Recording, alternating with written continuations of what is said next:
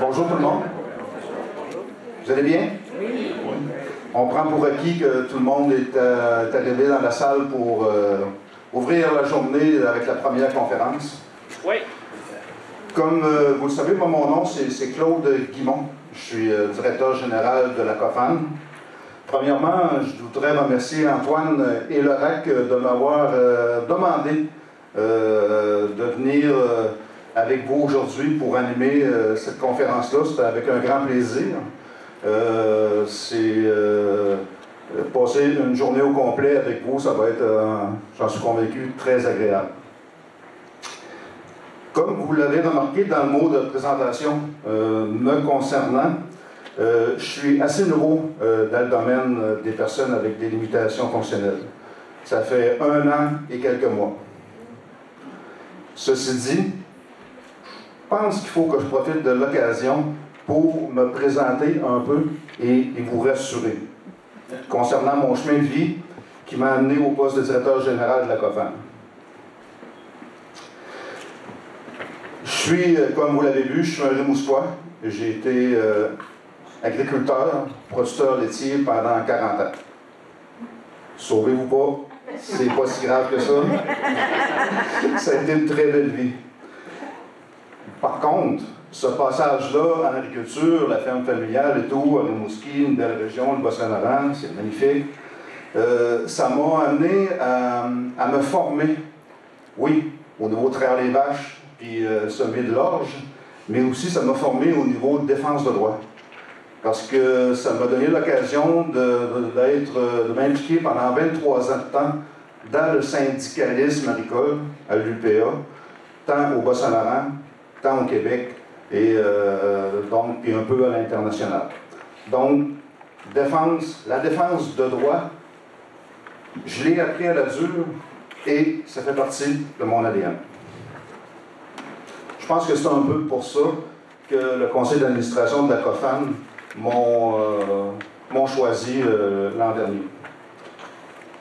Évidemment, je vous parlais de 23 ans de syndicalisme agricole, mais il y a un petit bout aussi de ma vie jusqu'à maintenant que je suis particulièrement fier. J'ai été pendant 3 ans de temps député de la Chambre des communes à Ottawa. Donc, encore une fois, défense de droit, la défense de tous les citoyens d'une circonscription, celle de Rimouski. Maintenant, la COFAN, Confédération des organismes de personnes handicapées du Québec. La COFAN, c'est une très belle organisation. Présentement, nous comptons 42 membres. Les membres de COFAN, ce sont des regroupements de partout sur le territoire du Québec et avec différentes limitations. Donc, c'est un bel arc-en-ciel de ce qu'est la défense de droit pour les personnes ayant des limitations fonctionnelles et leur famille. Il ne faut jamais oublier le petit mot à la fin qui est leur famille. C'est une grande force, la COFAN. Sa diversité de membres et sa diversité de limitations représentées autour de la table sont vraiment une force de frappe incroyable. Ceci dit, le premier mot de l'acronyme COFAN, c'est Confédération. C'est un peu... quand j'ai commencé à faire mes devoirs pour passer l'entrevue à la COFAN, c'est vraiment sur ce mot-là que j'ai accroché, que je me suis dit, OK. Parce que, en gros, ce que ce mot-là veut dire, que c'est une organisation qui travaille avec d'autres organisations vers un objectif commun et tout en demeurant autonome. Donc, vous voyez le bel exercice de gymnastique qu'il y a à faire avec tout ça, mais par contre, ça a des grandes forces.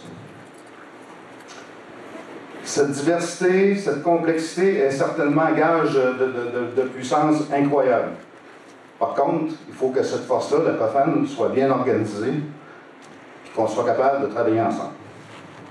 On est vraiment une organisation qui est, j'oserais dire, redoutable au niveau politique. Pensez-y quand tout le monde travaille ensemble. Depuis que je suis à la COFAN, puis quand j'ai étudié la COFAN pour passer l'entrevue, je me suis dit que la COFAN, c'était vraiment un centre d'expertise pour les personnes ayant des limitations fonctionnelles au Québec. Présentement, nous avons, le conseil d'administration, on travaille sur un projet qu'on appelle tout simplement COFAN 2020, mais qui vise à faire tout l'inventaire des mémoires, des avis de la COFAN depuis sa fondation. Par rapport concernant nos revendications, nos positions historiques, tout le travail qui a été fait. Et on vient de terminer, dans les dernières semaines, de tout numériser, tout ça. Et je n'étais pas surpris, mais on parle de mémoire, puis on parle d'avis en centaines et en centaines et en centaines de documents. Donc, il y a vraiment du savoir là, il y a de l'expérience, et il ne faut pas que ça reste sur le Dropbox, il faut que ça serve. Donc, d'ici 1 an, vous allez voir les résultats de tout ça, puis qui vont être accessibles à tout le monde, puis tout le monde ensemble, on pourra en tirer des conclusions, puis continuer à revendiquer avec encore plus de cohérence pour arriver à nos fins. Mon objectif comme directeur de la COFAN est de démontrer que lorsque nous nous mettons ensemble, qu'on nous mettons ensemble nos capacités de collaborer, notre capacité de se mobiliser, de se concerter, c'est certain qu'on fait avancer les choses. Ça, peut-être qu'il y en a d'entre vous qui me regardent avec un petit sourire, mais moi je suis inébranlable par rapport à cette conviction-là. Un exemple de dossier qu'il faut se vanter, qu'il faut parler, de résultats. Dernièrement, le dossier projet de loi sur les taxis, projet de loi 17, notre grande surprise d'ouvrir le projet de loi puis de ne pas voir une seule fois le mot personne handicapée, presque pas le mot transport adapté. Bien, on s'est retroussé les manches, on a travaillé ensemble, on a revendiqué, on a écrit des mémoires, il y a plusieurs groupes qui ont écrit des mémoires, et présentement, ce qui est sur la table, au ministère, présentement, l'Assemblée nationale est à l'étape de article par article, et on est pas mal certain d'avoir presque tout ce qu'on a demandé inclus dans le projet de loi. Ce seront des articles de loi qui seront adaptés à la loi, qui sont ajoutés. Donc, il faut le dire aussi, on parle beaucoup de nos échecs, mais quand on fait des gains, on en fait, puis il faut se le dire. Et aussi, en terminant, qu'il y a un lien avec la journée aujourd'hui, avec la conférence aujourd'hui, la participation sociale et le nouvel urbanisme. Depuis quelques mois, à la COFAN, on travaille, on siège au comité de suivi de la politique de mobilité durable. Ça, c'est, j'oserais dire, 30-35 partenaires, bon, les groupes environnementaux et tout. C'est vraiment très intéressant. Vraiment très intéressant. Ça va à un rythme infernal. On parle de mobilité, on parle de transport, on parle de mobilité durable.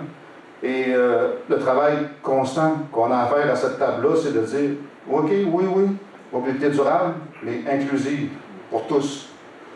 Il faut le répéter. Mais bon, on va espérer que ce sera comme le projet de loi 17, qu'on fera des gains à ce niveau-là. Aujourd'hui, mon travail est assez facile. C'est d'animer la belle brochette de conférenciers que vous avez devant vous autres qui vont vous parler de nouvel urbanisme. Donc, pour ouvrir le bal, je vais demander à votre directeur général, Antoine, qui est diplômé en travailleur social, qui est spécialisé en action collective et qui s'implique dans le milieu communautaire depuis plus de 10 ans, spécialisé en défense de droits, en mobilisation sociale et en planification stratégique. Il occupe le poste de directeur général du RAC depuis plus de 3 ans. Travaillant sur les dossiers reliés au déplacement des personnes en situation de handicap visuel, il a notamment supporté le comité de transport du RAC dans ses recommandations sur les véhicules silencieux, sujet qu'il abordera durant sa conférence. Donc, Antoine. Bonjour tout le monde. Vous m'entendez bien? Oui. Excellent. En ouverture, comme vous savez, c'est le RAC qui organise cette superbe journée colloque. Vous comprendrez donc que je suis debout depuis 5 heures à matin et que c'est mon 3e café. Si je parle trop vite, parce que c'est un gros défaut que j'ai, n'hésitez pas à me faire un signe de main qui bouge dans les airs. Je vais comprendre qu'il faut que je ralentisse un peu. Ça m'arrive ça aussi. Je vais faire une petite introduction. Puis je n'introduirai pas le RAC, je pense que beaucoup de gens ici le connaissent, et ceux qui ne le connaissent pas, dans la trousse que vous avez reçue au début, dans la petite pochette, il y a une belle description de ce qu'on fait. Je souligne quand même que ça fait plus de 42 ans que le RAC s'implique en défense de droits pour les personnes en situation de handicap visuel, par les personnes en situation de handicap visuel. On travaille beaucoup sur les dossiers de transport. Et ce matin, je suis ici pour faire un petit édito, une petite mise à niveau de qu'est-ce qu'on fait depuis les dernières années au RAC en termes de défense de droits, déplacement autonome et sécuritaire. Je vois plusieurs personnes dans la salle avec qui on travaille à tous les semaines sur le transport, sur les déplacements. C'est des dossiers que certains d'entre vous vont connaître, mais des fois, ça fait du bien une petite mise à jour. Un des enjeux qu'on remarque, qui devient de plus en plus problématique dans ce qu'on appelle le nouvel urbanisme, les nouveaux développements de villes, tout ce qui est partagé, collectif, des très bonnes choses, on s'entend. Mais un des gros enjeux qu'on remarque, c'est ce qu'on va appeler le partage de la route. Donc, il y a de plus en plus de spécialistes, il y a de plus en plus d'urbanistes qui mettent de l'avant des espaces collectifs partagés. Et vous comprenez que pour certaines personnes, c'est un gros enjeu de sécurité. Deux exemples me viennent en tête, le concept de rue partagée, le concept de piste multifonctionnelle. Deux concepts que vous connaissez peut-être. Piste multifonctionnelle, une piste où vélo, cyclistes et piétons partagent la même traverse, partagent le même chemin en fait. Vous comprenez que ça peut créer de très graves enjeux pour les piétons, surtout les personnes en situation de handicap visuel qui se fient beaucoup sur l'ouïe, sur le bruit pour savoir si un véhicule s'approche. Un vélo, à peu de choses près, c'est très silencieux. Et un vélo, ça peut être impatient, ça peut dépasser, ça peut couper. C'est un des gros enjeux qu'on a. Un autre enjeu, c'est les rues partagées. Puis ça, on en a déjà parlé allègrement, fait que ceux qui suivent nos dossiers, vous le savez. La loi modifiant le Code de sécurité routière, donc la dernière mise à jour du Code de sécurité routière, a défini c'était quoi une rue partagée. Donc c'est un espace commun où piétons, cyclistes et automobilistes partagent la même voie. C'est sûr que dans la norme, dans la loi, c'est marqué, le piéton est roi et maître. C'est lui qui décide, il peut traverser où il veut, il peut se déplacer où il veut, il peut aller où il veut, et il y a priorité absolue. L'autre chose qui est dit dans la loi, c'est que c'est une rue qui ne peut pas dépasser 20 km/h. C'est les deux contraintes qu'il y a actuellement. Vous comprendrez que c'est complètement insuffisant pour assurer la sécurité des personnes en situation de handicap visuel. Le RAC s'est impliqué beaucoup dans ce dossier-là parce que c'est un problème. On a des revendications. On demande une zone séparée pour les piétons. On demande une zone... En fait, on demande non seulement une zone séparée qui protège, mais dans le cas où c'est impossible, on demande un dispositif physique qui permet à la personne de garder une ligne droite. Parce que ce qu'il faut comprendre, c'est que dans un environnement comme une rue partagée, il n'y a à peu près pas de repères. Puis là, je ne vous parle pas des exemples qui sont installés un peu partout. Il y a certaines municipalités comme Montréal qui ont pris le sujet très au sérieux, qui l'ont travaillé et qui ont fait des codes spécifiques pour Montréal où on définit une rue partagée de manière beaucoup plus sécuritaire. Mais on a fait des tests. Je vois René Pinet dans la salle, je vois Jacques Caron dans la salle, je vois Yvon Provencher dans la salle. On est monté à Québec. On a fait des tests à Québec sur des rues partagées, on a fait des tests à Montréal sur des rues partagées. Et le constat qu'on fait, c'est que s'il n'y a pas d'infrastructure urbaine spécifiquement faite pour ça, une personne en situation de handicap a beaucoup de difficultés à garder un alignement droit. Et là, vous comprenez tous le danger que ça peut représenter quand on partage la route avec un automobiliste, avec un cycliste. C'est extrêmement problématique, puis je suis content de vous informer qu'on a des beaux partenariats avec des organismes qui travaillent aussi sur les rues partagées, pour développer des codes de procédure, des choses à penser avant d'implanter une rue partagée dans une municipalité. Ça, pour nous, c'est un des très, très, très gros dossiers qu'on a fait. J'aime ça les exemples concrets, fait que je vais vous en donner un. On a fait un test à Québec sur une rue partagée, et il y avait une personne qui avait un chien d'accompagnement, un chien guide. On fait le test, on essaie de se promener dans la rue, et la personne, à un moment, nous dit « Là, mon chien est arrêté, je ne sais pas pourquoi. » Je ne comprends pas parce qu'il n'y a rien dans l'infrastructure qui me dit « Qu'est-ce qui se passe? » « Mon chien s'est arrêté, qu'est-ce qui se passe? » « Ah, tu es sur un coin de rue. » Ça veut dire que la personne elle ne savait pas qu'il y avait un coin de rue. Ça veut dire qu'il y a des autos qui peuvent traverser. Ça veut dire que si elle n'avait pas eu un chien d'accompagnement avec une carte blanche, il n'y a absolument rien qui aurait indiqué qu'il y était un coin de rue. Vous comprenez l'enjeu? C'est quelque chose. Je vous rassure, on travaille là-dessus. Et pour l'instant, on a des beaux partenariats. On espère que ça va continuer à avancer. Mais c'est le partage de la route, c'est un des dossiers que je trouve bien important de parler. Un autre dossier, Claude, tu m'as dit que ça fait 10 minutes, moi je peux parler pendant une heure là-dessus. Un autre des dossiers qu'on a travaillé, puis celui-là, il est très cher à mon cœur parce que c'est un des premiers dossiers que j'ai pris quand je suis arrivé au RAC il y a plus de 3 ans et demi. Véhicules silencieux. Donc, il y a plein de monde qui savent, il y a peut-être des personnes qui sont moins au courant. Les véhicules silencieux, c'est les véhicules électriques hybrides. C'est vraiment intéressant le concept de ne pas gaspiller de gaz, de ne pas brûler de l'essence quand on avance. Mais ce qu'il faut comprendre, c'est que ceux qui se déplacent peut-être à Montréal, il y en a quand même beaucoup, je ne sais pas en région s'il y en a autant, mais un véhicule silencieux, là, en bas de 30 km/h, on entend ça, c'est s'il n'y a pas trop de trafic. Sinon, on ne l'entend pas. En 2019, il y a une étude américaine qui a été faite pour le Congrès, mise à jour en 2011, qui a démontré que la probabilité d'un accident entre véhicule et piéton est 35% fois plus élevée quand le véhicule est électrique. 35%. C'est immense. Quand on passe aux cyclistes, on passe à 57% fois de chance de plus d'avoir un accident.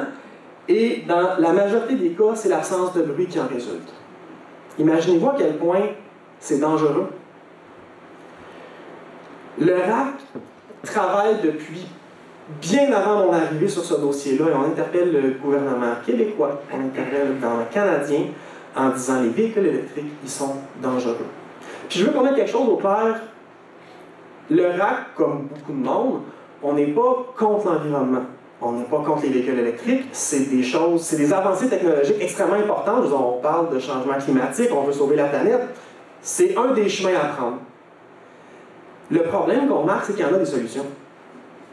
Les États-Unis ont travaillé pendant de nombreuses années sur un standard de bruiteur qui est pas parfait, qui est bien intéressant et qui a été adopté il n'y a pas si longtemps que ça. Après des années d'échanges de ci, de ça, ça a été. Je vois, ils vont rire en avant parce qu'on s'en est parlé des heures de temps de quand est-ce qu'il va être adopté, ça a été reporté, c'est super. Mais c'est fait. Aux États-Unis maintenant, je pense que la date d'application est 2020 ou 2022, je suis plus certain. Les véhicules vont devoir être équipés d'un bruiteur. Et de pas n'importe quel bruiteur. Parce que ça, c'est un autre enjeu. C'est bien que ça fasse des bits. Il y a du monde qui parlait de la musique, la cucaracha quand tu te déplaces. 2 minutes. Les bruiteurs, il faut qu'ils soient... En fait, qui permettent de reconnaître que c'est une automobile. Il faut qu'ils soient non désactivables, parce que ça existe. Le chauffeur est tanné, il met ça à off. Il faut qu'on puisse, ce qu'il appelle le sound pitch, je n'ai pas la traduction, je suis désolé, mais qu'on puisse repérer s'il accélère ou il décélère. C'est important comme information pour une personne. Est-ce que l'auto est en train de décélérer pour arrêter au stop et je peux traverser ou elle accélère et elle va me passer dessus? Je vais aller vite là, parce qu'on m'a dit qu'il me reste 2 minutes et j'ai encore 2-3 affaires à dire. Mais c'est important, ça comme dossier, c'est un de nos dossiers majeurs. Et là, les Nations Unies ont aussi un standard qui est différent de celui des États-Unis à quelque chose près. Et le gouvernement canadien récemment a proposé, c'est pas encore officiel, ils sont en train de travailler sur un projet de règlement, ça s'en vient, on n'est pas sûr, mais ils ont proposé d'adopter les deux standards, en fait d'accepter les deux normes, les deux standards. Et nous, on a écrit au gouvernement canadien en disant non, ce qu'on veut, c'est les standards américains. Puis je ne rentrerai pas dans les millions de détails techniques de hertz, puis de son, mais le majeur pour nous là-dessus, c'est que le standard américain oblige l'automobile à avoir un son activable automatiquement jusqu'à ce qu'il atteigne 30 km/h. Parce qu'ils ont calculé que le bruit des autos, le bruit du pneu sur la chaussée, le bruit du vent, passer 30 km/h, c'était suffisant. On l'entend. En bas de 30 km/h, on ne l'entend pas. Le standard des Nations Unies, c'est 20 km/h. On a un 10 km/h de différence. Puis je vous laisse sur ce dossier-là avec une réflexion qui est que une automobile en zone scolaire roule à 30. Vous comprenez qu'il y a un 10 km/h où elle émettra pas de bruit dans une zone scolaire avec des traverses piétonnes. Fait que nous, on revendique beaucoup ça. Il me reste 1 minute? Non. Oh, bon, ben, je vais passer le restant de mes dossiers pour plus tard. Vous irez sur notre site web, tout ce qu'on fait est là, rap.qc.ca. Puis je suis content de voir que la salle ici est quasiment pleine. Ça fait un an qu'on travaille là-dessus, ça fait chaud au cœur de voir que c'est un succès. Je vous laisse avec Claude. Donc, le prochain conférencier, c'est M. Alex Champagne-Gélina, qui est chercheur doctorant au Centre interuniversitaire de recherche sur le réseau d'entreprises, la logistique et le transport, et à l'Institut national de la recherche scientifique. Alex est titulaire d'une maîtrise en géographie des transports de l'Université de Montréal. Il travaille depuis 2013 comme professionnel de recherche au Centre interuniversitaire de recherche sur les réseaux d'entreprises et la logistique et le transport, et au laboratoire de statistique spatiale et de développement urbain. Ses recherches portent entre autres sur les enjeux sociaux, environnementaux et économiques liés à la présence de grandes infrastructures de transport en milieu urbain. Il a notamment étudié la question du localisme en transport, c'est-à-dire l'implication des usagers à toutes les étapes du développement et de l'opération des services de transport. Il est également candidat au doctorat en études urbaines à l'Institut national de la recherche scientifique, INRS, à Montréal. Donc, Alex.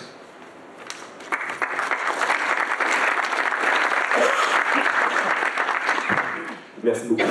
Vous m'entendez bien? Je vais essayer de... Ici, ça va aussi encore? OK, parfait. Donc, la conférence que je vais faire aujourd'hui s'intitule « Consensus ou sacrifice, le localisme pour mieux inclure les personnes en situation de handicap visuel dans le transport urbain ».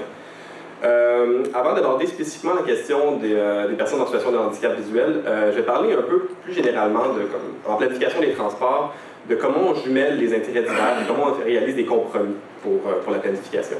Donc, le schéma d'analyse courant qu'on va utiliser, notamment dans le nouvel urbanisme, c'est celui du développement durable. Ça peut sembler particulier que je parle de développement durable ici, mais à l'origine, le développement durable, la volonté, c'était de faire un triangle où on avait d'un côté l'économie, l'écologie et le social.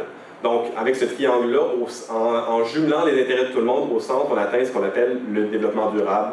Et donc, c'est comme l'objectif qui est mis par tous les gens en développement. C'est très, très louable, c'est des beaux objectifs, mais c'est un gros problème, en fait, qui est que ça fait en sorte que ça permet aux autorités en place souvent de donner une illusion de consensus, puis une illusion pour faire paraître que les intérêts de tout le monde ont été satisfaits, que tous les gens ont été pensés, mais en réalité, n'importe quel projet peut se targuer d'être durable. Que ce soit des nouvelles lignes d'autobus ou une autoroute à 8 voies. On a regardé les intérêts de tout le monde et on a réussi à les satisfaire. La réalité, en fait, c'est que les intérêts sont multiples et sont contraires, tout le temps. Donc, du côté du social, par aptitude physique, par classe sociale, origine ethnique, etc., c'est pas tout le monde qui va avoir besoin des mêmes infrastructures, qui va avoir les mêmes besoins, puis dont les besoins vont être satisfaits par les mêmes infrastructures, les mêmes projets. Même chose du côté de l'environnement, de l'économie, puis même d'autres, il y a des situations politiques, culturelles, sécurité. L'exemple qu'Antoine a donné auparavant pour les véhicules électriques en est un bon. Oui, on va dans le bon sens du côté de l'environnement, mais du côté de la sécurité des gens en situation de handicap visuel, ben, c'est un recul. Donc, c'est toujours cette couverture-là qui se fait tirer d'un peu partout, puis c'est comme ça qu'il faut qu'on voit la planification en transport. Donc, il n'y a aucun projet qui peut réellement faire un consensus total. Ça va toujours nuire à certains, puis l'objectif pour les développeurs, c'est de maximiser les bénéfices tout en diminuant les impacts négatifs. Mais, donc il y a tout le temps des choix qui doivent être faits, sauf que ces choix-là, présentement, sont faits par les autorités en place, sont faits comme on va suivre un peu ce qu'on faisait d'habitude, etc. Et ça a le résultat de créer ce qu'on appelle des groupes sacrifiés. Donc, habituellement, en géographie, il y a le concept de territoire sacrifié qui est très connu. Si on pense par exemple à un aéroport, tous les gens qui habitent à côté de l'aéroport, ben, ils subissent les effets négatifs de l'aéroport sans nécessairement subir les effets positifs. Ben, dans le contexte actuel du transport urbain, on assiste à la création de groupes sacrifiés qui sont les personnes à mobilité réduite ou les personnes qui présentent un handicap visuel. C'est généralement, à peu près peu importe le projet, c'est ces groupes-là qui vont se retrouver à avoir la plus petite partie de la couverture, qui vont se retrouver à devoir vivre avec certains problèmes. Puis c'est un problème énorme parce que c'est ça, c'est tout le temps, ça va tout le temps être les mêmes qui vont subir les effets négatifs. Tout à l'heure, Antoine a parlé des espaces partagés. Là, j'ai mis 2 exemples, un à Londres, un à Graz, en Autriche. C'est des espaces, en fait, comme on l'a dit, il n'y a plus de repères visuels, il n'y a plus de différence entre les espaces piétons et les espaces pour marcher, puis ça fait en sorte, en fait, sur le papier, ça s'était toujours présenté comme une meilleure solution. On diminue le nombre d'accidents, on diminue, on augmente la fluidité, ça diminue les coûts, donc on présente tout ça bien, puis en petite note en bas, on dit « Ah, mais on a un peu plus d'accidents pour les enfants, les personnes en situation de handicap, les personnes en situation de handicap visuel. » Puis on dit « Ah, mais puis j'avais vu une entrevue où on parlait de « Ouais, mais vous savez, c'est difficile de faire pour ça, puis les gens qui vont conduire vont faire plus attention. » C'est pas ma citation à moi, c'est ce que j'ai lu, puis j'ai trouvé ça assez, en tout cas, assez particulier. Oui, c'est ça, exactement.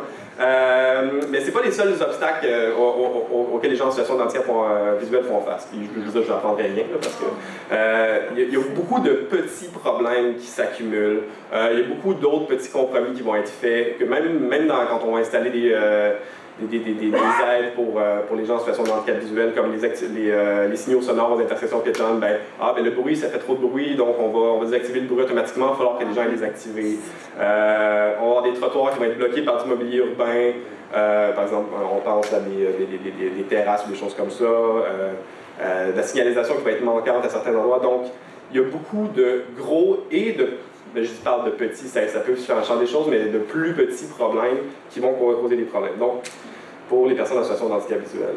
Donc, une des solutions à présenter, dont je vais vous parler aujourd'hui, c'est la question du localisme, c'est-à-dire un développement urbain comme davantage un processus démocratique qui va plus inclure les personnes. C'est un concept britannique, ça a été mis en loi en 2011 au Royaume-Uni.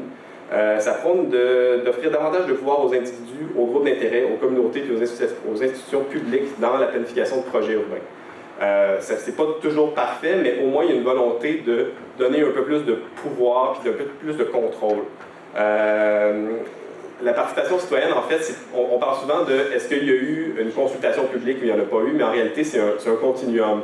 Ça va de comme informer seulement la population de qu'est-ce qui va se produire jusqu'à véritablement un contrôle de la part de la population sur les projets. Avec le localisme, en fait, l'idée c'est de ramener ça d'une consultation publique en début de projet vers une participation plus étroite de la part des différents organismes tout au long des étapes du projet. Puis pas seulement les organismes, mais aussi vraiment les usagers pour que autant les gros que les petits projets se mettent en place. Juste pour faire une différenciation rapidement, je ne sais pas combien de temps il me reste. 4 minutes. 4 minutes, parfait. Je parle trop vite. Je vais ralentir un petit peu. Donc, différence entre consultation publique et localisme. Donc, la consultation publique, c'est essentiellement un processus descendant, c'est-à-dire que c'est les autorités ou ceux qui vont développer les projets qui vont venir consulter les gens au début du projet, sur essentiellement les grandes lignes pour voir est-ce qu'on va changer ça, puis on va peut-être faire changer un petit peu. Ça va être excessivement lent habituellement, et en tout cas, c'est des processus qui vont souvent pas aller très loin, puis qui sont très peu réactifs. Du côté du localisme, en fait, l'idée c'est d'intégrer un peu plus d'éléments ascendants, donc d'avoir certains projets qui soient plus directement entre les mains des usagers ou des groupes d'intérêt. C'est une approche aussi qui est continue tout au long du cycle de vie du projet, parce qu'on sait, même si le projet est super beau sur le papier, avant qu'il soit conçu pour vrai, il peut y avoir énormément de choses. On l'a vu, j'ai travaillé sur un projet, c'est une des gares de train de banlieue où, sur les plans, ça avait été bien, mais quand ils ont fait la construction, ils ont mis une marche à un endroit. Donc, comme elle est au milieu d'un gros couloir, il y a une marche, donc tout d'un coup, c'est plus accessible. Il y a un ascenseur plus loin, mais... donc, il y a une marche, donc ça peut arriver. Donc, c'est ça, c'est en ayant une approche tout au long du cycle de vie d'un projet, ça permet en sorte que ce problème-là, la journée où il y a eu le problème, puis c'est dit, le dénivelé est un peu trop haut, il faut qu'on arrange quelque chose, la solution n'aurait peut-être pas été de marche, puis aurait peut-être été de refaire une autre partie. Donc, puis ça va aussi... jusqu'à la fin du projet, si on se retrouve à un moment donné, c'est il y a un nouveau commerçant qui est arrivé, puis il a installé ça il a installé son commerce sur une traverse pour les...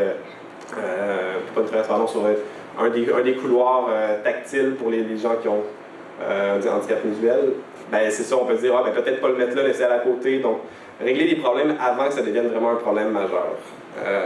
Donc, c'est beaucoup plus proactif, puis surtout, ça mélange les avis des experts et l'expérience des différents groupes. Parce qu'on l'a vu du côté des experts. Les experts, en général, connaissent beaucoup de choses, vont savoir les grandes lignes de ce qui se passe, mais il y a une grosse différence entre connaître ces grandes lignes-là puis savoir exactement à chaque étape quels sont les problèmes spécifiques. Et pour ça, c'est indéniable, on a besoin d'avoir l'avis des personnes qui vivent différentes situations de handicap, etc. Donc, il y a besoin d'une certaine diversité qui n'est pas souvent acceptée du côté de la recherche dont je fais partie, puis où on pense justement on pense faire un projet qui est bon pour tout le monde, mais qu'en réalité, il y a certains problèmes qui parfois sont même pas si difficiles que ça à régler, mais comme il n'y a pas eu cette consultation-là, ces problèmes-là ne le sont pas et finissent par aller en trombe et devenir créer des problèmes.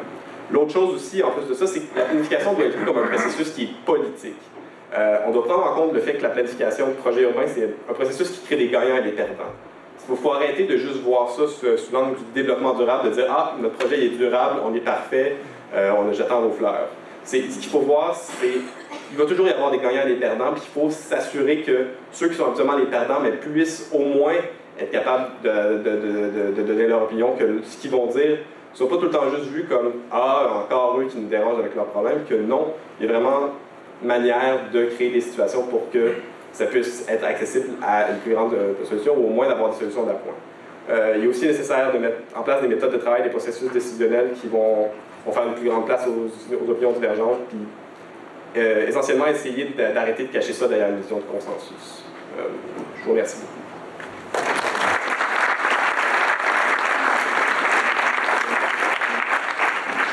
Merci beaucoup, Alex. Le prochain conférencier, Olivier Colombe-Desrams, qui est directeur général du regroupement des organismes de personnes handicapées de la région 03.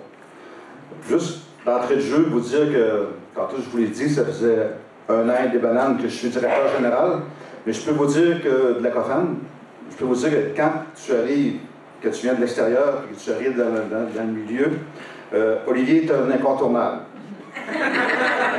Il y a des opinions surtout, mais aussi il y a des connaissances sur tous les dossiers. Ce qui est vraiment, à mon avis, pour moi, c'était une référence jusqu'à maintenant dans mon bout de chemin à la COFAN. Olivier est formé en gestion d'entreprise. Il a travaillé à la direction accessibilité de la ville de Grenoble, où il a complété en 2003 son mémoire de maîtrise en sociologie industrielle sur les personnes handicapées et l'organisation municipale. Depuis 2004, Olivier est directeur du regroupement des organismes de personnes handicapées de la région 03 de Québec. Travaillant sur les dossiers en lien avec les déplacements, il est impliqué dans la concertation avec la Ville de Québec et le réseau de transport de la capitale, ainsi qu'au sein de plusieurs organisations régionales et nationales, dont la COFAN, le RAPLIC et l'équipe de recherche du CIRIS. Donc, Olivier. Merci. Alors pour ceux qui ont un petit peu de mémoire, Véronique vous a dit qu'elle était directrice du ROC, et moi je suis directeur du ROC, parce qu'au ROC, on est tous des gosses. Donc, comme elle a indiqué, moi quand je suis arrivé en 2004 au Québec, c'était le débat sur la loi assurant l'exercice des droits de l'Office des personnes handicapées, excusez-moi, et le grand débat qui animait une petite chicane Québec-Montréal, les feux sonores. Et moi, quand je suis arrivé, j'ai essayé de... En tout cas, pour ceux qui ont déjà vécu un choc culturel, quand on change de pays, on se dit que logiquement, ce qui était intelligent là d'où vous veniez, vous allez le retrouver. Donc moi, je m'attendais à trouver un code de voirie. J'ai trouvé au Québec, il y a un code de voirie qui est indiqué dans la politique à part égale. En 1984, le Québec doit se doter d'un code de voirie pour encadrer la circulation sur les voiries, notamment pour les personnes handicapées. Puis comme j'étais en 2004 et que c'était pas fait, je me suis dit que ça ne venait pas. Et il y avait aussi tout un débat à l'époque sur les dalles podotactiles aux États-Unis, pour ceux qui avaient un petit peu suivi. Il y a eu, ils les ont installés, après ça a posé des difficultés pour les personnes qui avaient des limitations motrices, il y a eu comme un moratoire, ainsi de suite. Puis, nous, quand on commençait à échanger avec notre municipalité, on n'avait pas vraiment d'éléments. Donc en fait, on dépendait de l'intervention au goutte à goutte sur un projet que tu as vu, soit par des gens du centre de réadaptation, soit par des gens du communautaire. On était toujours en train d'intervenir, puis on était toujours en contrôle de dommages. On n'était pas en prévention, on n'avait pas de manière simple d'essayer de dire c'est quoi les incontournables que les personnes qui ont des limitations, entre autres visuelles, elles ont besoin. Donc on était toujours en train de se prendre la tête à négocier des bouts de chandelle, ce qui est assez épuisant. Et en même temps, moi j'avais des discussions notamment avec René et Véronique. J'ai trouvé l'expression hier sur mon téléphone, c'est la mort par le podotactile. Donc, moi je viens de France, je veux dire, quand on est aveugle, il y a certains endroits, en fait, on se repère quand il n'y en a pas de podotactile, parce qu'il y en a partout, il y a des lignes de guidage. Et j'avais vu qu'en Chine, quand le gouvernement a dit maintenant on en met, bon, ben, comme c'est un pays démocratique, ils se sont mis à en mettre mur à mur de partout, et au final, les personnes, il y en a tellement qu'ils n'arrivent plus à se repérer. Et en faisant des recherches dans le cadre du plan d'action de la Ville de Québec, dont vous parlait tout à l'heure la directrice de l'Office des personnes handicapées, en passant, ils ont aussi l'obligation d'avoir un coordonnateur de service. Donc quand vous avez un problème, appelez et demandez le coordonnateur de service, c'est pas mal plus important que le plan d'action. Et donc, on se rendait compte, c'est ça, on n'a pas d'éléments. Puis là, je découvre à Calgary, qui est une ville partenaire de Québec, le braille urbain. Donc je commence à fouiller dessus, je me rends compte que ça vient de Hamilton, qu'il l'a importé d'Angleterre, et en fait c'est pas une manière exacte de faire quelque chose, c'est des éléments qu'on doit retrouver dans les différentes manières. Nous à l'époque, pour ceux qui étaient au Québec, c'était la fusion des villes. Je pense que vous avez connu ça à Montréal, d'une autre manière, fusion, défusion, contre-fusion, refusion, et partage de champs de compétences. Puis on se rendait compte que les villes, ben, quand elles fusionnent, en fait, pour éviter de se prendre la tête, elles prennent le plus petit dénominateur commun. Donc nous, on avait une municipalité, Charlebourg, dans laquelle une personne handicapée visuelle demandait un feu sonore, on lui installait. Parce qu'on se disait, si elle le demande, elle doit avoir raison. Les autres municipalités, elles, il y avait toute une patente, ça prenait, bon ben, c'est pas la solution de Charlebourg qui a gagné. Donc là, on se rendait compte que les municipalités, déjà, elles n'ont pas le même langage en termes de voirie. Donc le braille urbain, que j'ai découvert, que je vais vous présenter brièvement, je trouve que c'est quelque chose qui est véritablement intéressant, qui est en train de se répandre à différents endroits au Canada, notamment par le biais de l'INCA, qui, ailleurs au Canada, ben, ils ont des ancrages dans plusieurs provinces, plusieurs villes, et ça fait voyager un peu, puis ils ont peut-être moins la barrière de l'anglais, je sais que tout le monde a l'air bilingue, mais en tout cas, moi, c'est pas mon cas. Et j'ai trouvé que c'était intéressant. Je vais vous le présenter succinctement, parce que je pense que c'est quelque chose qui, au-delà des particularités territoriales que les personnes qui ont des limitations visuelles vivent, Rimouski, c'est pas Québec, Québec, c'est pas Chicoutimi, mais ces éléments-là me semblent être capables de créer ce langage commun, le braille, mais version urbaine. Donc, le braille urbain, c'est premièrement d'essayer de penser 4 saisons, jour, nuit, soleil, vent. C'est d'essayer de se dire, il faut arrêter de concevoir pour Miami Beach alors qu'on est au Québec. Je pense que ça, je l'ai entendu à plusieurs endroits du Québec. C'est un peu con, mais rendu en hiver, bah oui, il y a des poteaux, on peut mal déneiger. Ouais, mais pourquoi t'en as mis? Enfin, bon. Et donc, eux, ils se sont rendus, tu sais, là où la déneigeuse passe, avec une bonne largeur, ben, la personne qui a une limitation visuelle, elle aussi, elle passe. Il n'y a pas d'obstacle. De se rendre compte qu'en fait, au-delà des diagnostics, ce qui compte, c'est que la solution est commune. Si le feu sonore permet à ma fille qui va à l'école d'être sûre qu'elle a le cue pour traverser, tant mieux, je vais lui expliquer comment on l'active. En plus, ça va le rentabiliser. Donc, la première des règles, c'est ça, essayer de penser vraiment tous les moments de la journée, de l'année. Et le vent. Je sais, quand on disait Antoine, quand on s'appuie sur le son, l'incidence du vent, les corridors de vent, ça fait toute une différence, surtout quand il y a des vélos qui ne font pas de bruit ou des trottinettes électriques. Et donc, c'est garantir un minimum d'1,50 m libre d'obstacles et plus dans des cheminements principaux. Et que les cheminements adjacents, eux, ils aient au minimum sur 1,50 m. Donc si vous prenez des rues très très passantes qui font 2 mètres, vous avez un trottoir de 2,50 m, le 2,50 m doit être dégagé, c'est une nécessité. Ça sert à beaucoup de gens, pas juste aux personnes qui ont des limitations visuelles, ça sert aussi, en tout cas à Québec, beaucoup plus aux déneigeuses. Vous avez l'insertion de bandes de matériaux qui sont contrastantes en couleur et en texture, avec la canne, avec le pied, ça semble un peu plus complexe, mais au moins avec la canne, qui viennent encadrer ce cheminement qui est dégagé. Ça a aussi un avantage, c'est quand on commence à en prendre l'habitude, le commerçant qui se dit « Tiens, je vais mettre ma pancarte un petit peu plus au milieu », il la voit, la bande noire. Puis le flic qui passe à vélo, si la pancarte elle est sur la bande, c'est qu'elle n'est pas à sa place. Il n'y a plus de discussion de « ouais, mais moi je pensais que c'était 80 cm ».